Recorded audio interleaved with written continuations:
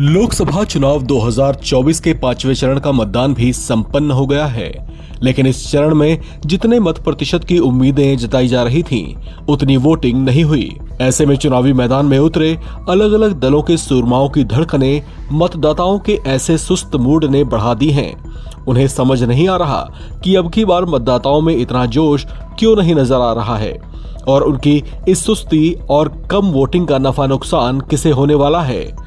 चुनाव के 5वें चरण में 6 प्रदेशों और 2 केंद्र शासित प्रदेशों की कुल 49 सीटों पर 695 उम्मीदवार चुनावी मैदान में उतरे थे। इन 49 सीटों पर 60% के आसपास मतदान हुआ है। हालांकि अंतिम आंकड़ा आना अभी भी बाकी है, जबकि इसकी तुलना अगर 2019 के चुनाव से करें तो इन्हीं 49 सीटों पर कुल 62.01% मतदान हुए थे।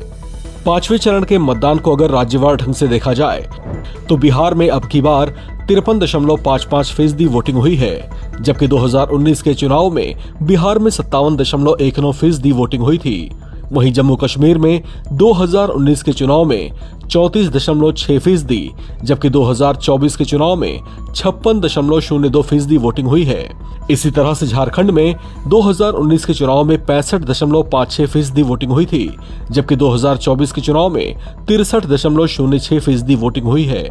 लद्दाख की बात करें तो 2019 में यहां पर 71.05% वोटिंग हुई थी, जबकि 5वें चरण में लद्दाख में 2024 के चुनाव में 68.47% वोटिंग हुई है। महाराष्ट्र की बात करें तो 2019 में यहां पर 55.67%, जबकि 2024 में 53.34% वोटिंग हुई है।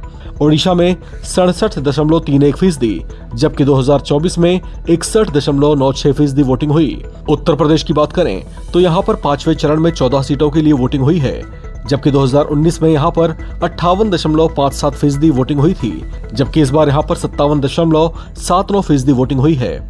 पश्चिम बंगाल में 2019 में 5वें चरण में 80.13% वोटिंग हुई थी, जबकि 2024 में 73.14% ही वोटिंग हुई।